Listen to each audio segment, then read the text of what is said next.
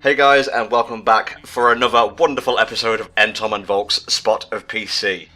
Oh boy, we've got a truly bizarre one for y'all this time.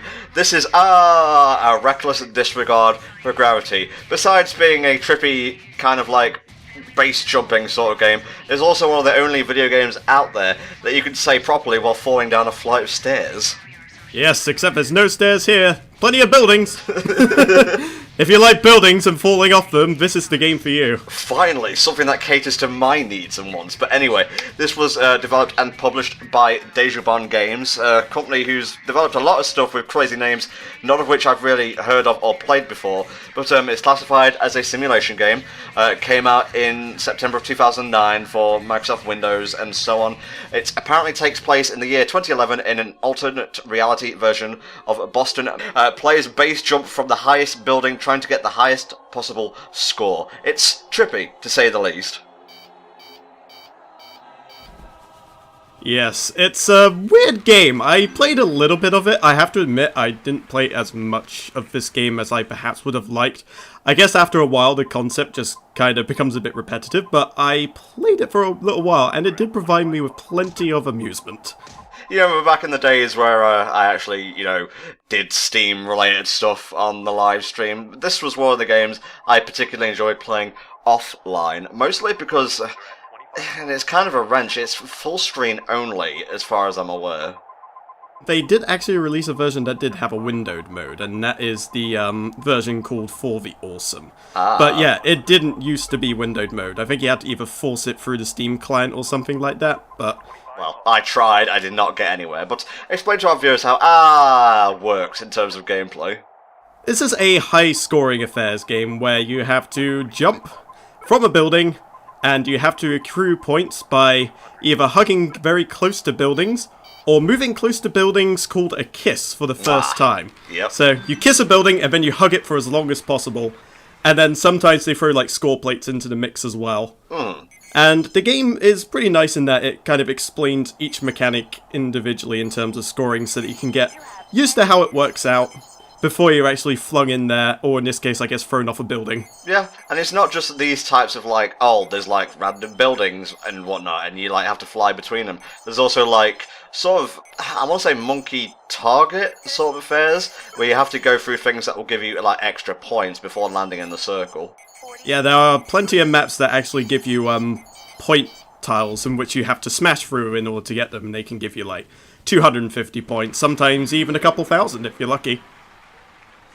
So what's the deal with the teeth? Teeth is used for this little place right here, which is your central hub. Ooh. And you use your teeth to purchase new levels, which you play through them, which gets you more teeth, and then use those to play more levels. It works a bit differently where you can't just pick any of these cubes. You have to pick one that you have already unlocked and then choose one next to it. Okay. So you kind of have to fill it out as you go along. There's no use just like going, I want a level here, but I want one on the opposite side as well. Damn, man, it's just, the visual style of this game is amazing, and obviously we'll be talking over it, but the soundtrack deserves special mention. It is rad as fuck. It is pretty damn rad. It's the right kind of music for jumping off a building. Oh yeah. It's that whole, it fits the extreme sports side of things. Yes, my base jumping mixtape, classic. Not that I have one personally, but there you go. I guess I just don't jump off buildings as much as some people. I feel like I'm going into the digital world right here. Oh god. Don't get me started on Digimon again. So yeah, there's a couple of mechanics that get introduced later on down the line which you have to unlock, one of which we're actually working our way towards right now, but you can also do things like spray graffiti on things for extra points. Now, I wasn't very happy with the score I got, so I thought, you know what, I'm going to jump again. Yes, this is going to be one of the shorter episodes of NTom and Volk Spot of PC, mostly because it's a really like self-explanatory sort of game. Like, we've covered most of the basics right now. Thank you. Yes, I'm here all week. So, really, it's just a case. I know it's terrible. It's just a case of looking at the pretty colours and checking out the cool visuals. Yeah, it's a bit of a visual trip as well as a game. It's one of those things that you can plonk on for maybe an hour or so. Although it's not one of those games you can really play for a long time, because as I mentioned before, the gameplay does get a bit repetitive after a while. Let me just go through like some of other Disregard games well, games. They started in '99 with Marble Zone. 2009, A Reckless Disregard for Gravity. In 2011, they came out with Force equals Mass X Acceleration. I'm not actually sure what that is. That is a mobile version of this game. Okay. Interesting. And then you have For the Awesome. In 2014, they came out with Drunken Robot Pornography, which, according to the Wikipedia page, is a first-person shooter boss rush game. Yeah, I have heard about it, but I've never actually played it myself. Maybe we'll have to check it out down the line on Spot PC. There's a procedurally generated content music game called Drop That Beat Like an Ugly Baby. Oh yes, I remember that one. The full title of that is 1, 2, 3, Kick It! Parentheses, Drop That Beat Like an Ugly Baby. Parentheses, Gonna Rock Your Body Till the Break of Dawn. A truly family-friendly title. Yes, and I believe that is the most recent one, but there's also an art game called Elegy for a Dead World. Oh, okay, fair enough. Now, the thing we just picked up is called the Flip-Off Glove.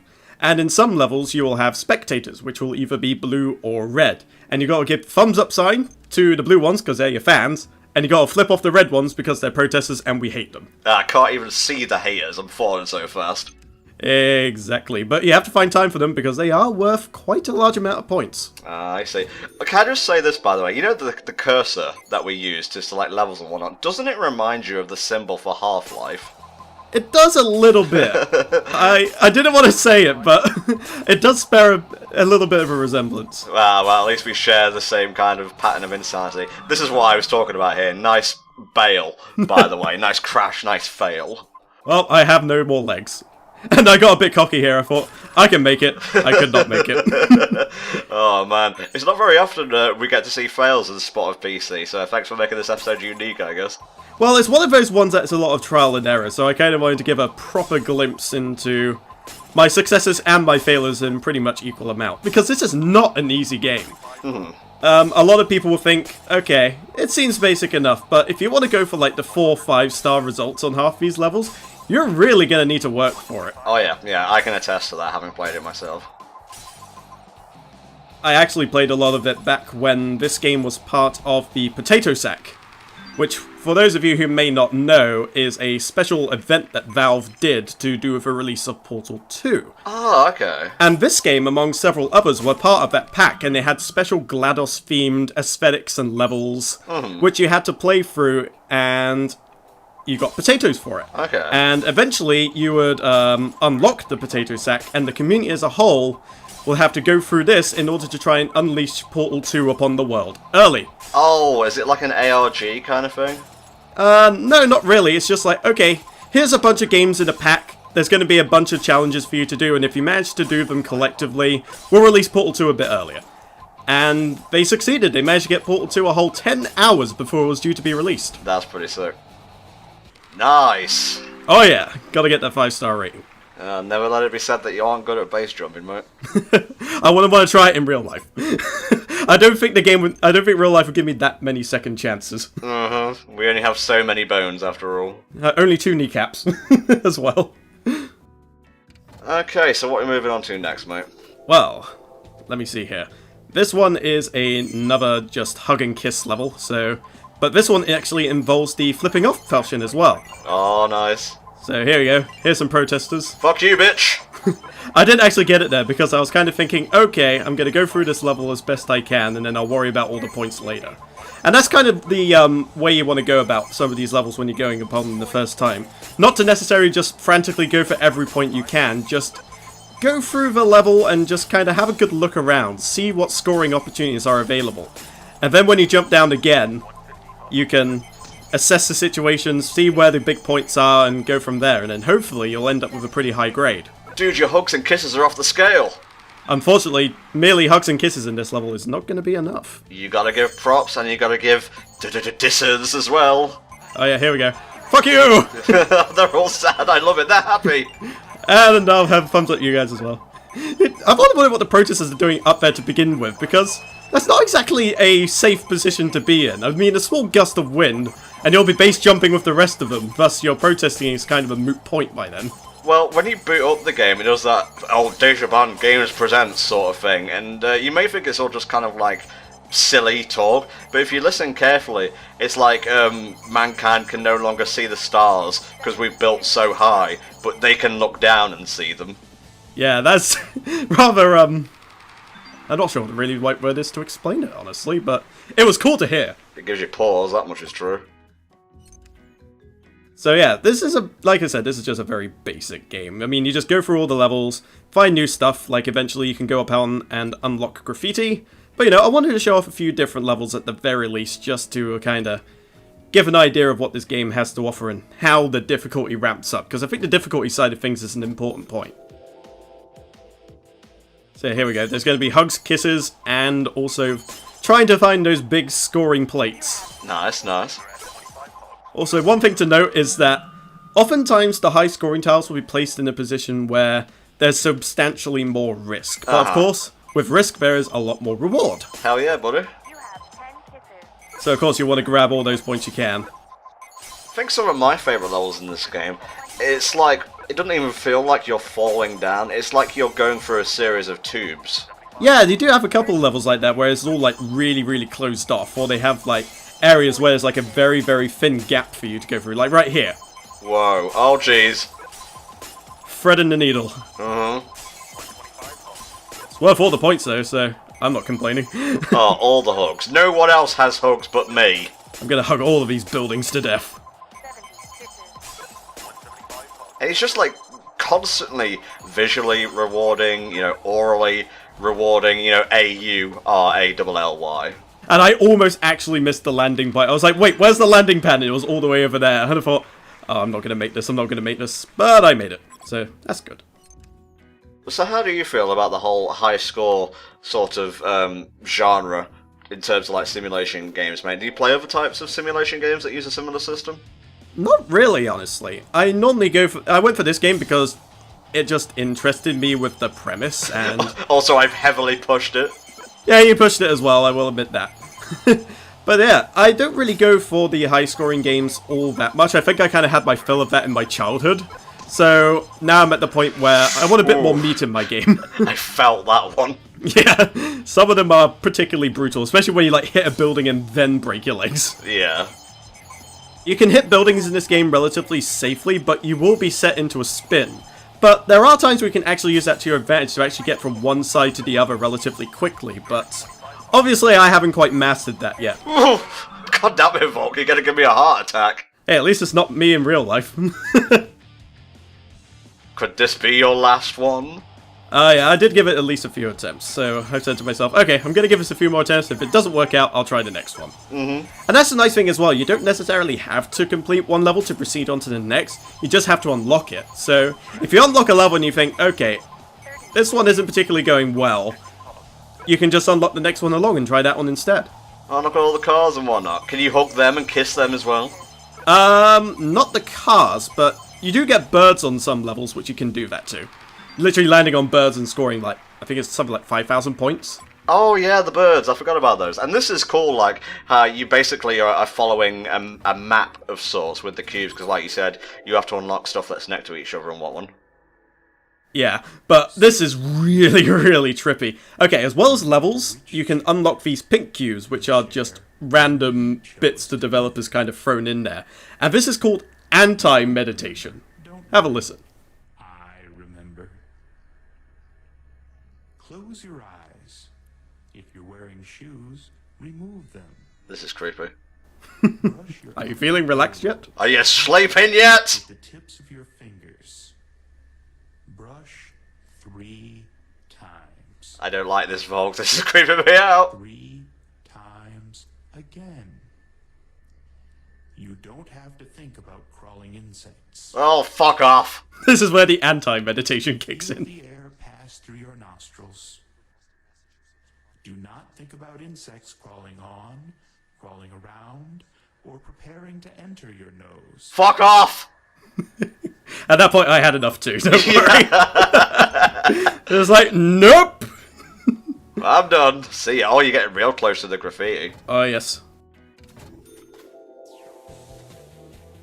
What the fuck? Yeah, this is a very simple level. There's only one landing pad to worry about, but they just threw in all this stuff for no reason, so I got a good glimpse of it. Are these the devs? Yep, that is the dev team. Okay, sure, whatever. So this was relatively simple, except there is also a tailwind to concern yourself with. Ah, okay. Obviously you can land in the big circle, but the little circle is worth way more points. Whoa, okay. And learning when to, properly time your parachute fin deployment is key as well. Bye, Volk, see ya. Do as I say, not as I do. You're not quite dead. Nah. Just a laser barrier that just cut me up into little cubes. Nothing too severe. So you have to kind of compensate for the wind in some levels as well, and this is one of the first levels that introduces it. So it prepares you nicely. There are some that actually have updrafts as well, so you actually fall down slower. And there are some maps where you have to use that to your advantage to try to really get around the map and get all those high-scoring areas sorted out. Oh man, you got greedy on this one. You landed safely. Is that not enough for you? Can it not satiate your insatiable appetite? No! That tiny circle is the only thing that matters in life. Okay, no, oh Jesus! Like a glove. Oh, I'm getting too old for this shit, my heart can't take it. Now, oddly enough, it only got me a 4-star rating, so... What's this brutal concussion thing? Alright, Brutal Concussion is a DLC set that came out for Reckless Disregard. And it introduces 5 super tough levels. And they are meant to be the hardest of the hard. Like, oh, Jesus. They weren't entirely merciless. You don't actually die in this version. You instead just get reset to a checkpoint, which you can actually use to your advantage to get things that you may have missed the first passing through. Uh-huh. So it's kind of about using that to your advantage and also just going through these hilariously brutal maps. Jesus. This is entirely new for me. I honestly can't remember trying this at all. Yeah, I can't remember exactly when the DLC packet came out. I don't think it was there when I first started playing this game, but I thought, well, it's there now, I may as well give it a go. It's not quite the same without the high-impact shattering of your bones and whatnot. No, definitely not. It's not quite the same unless you can hear that crunch.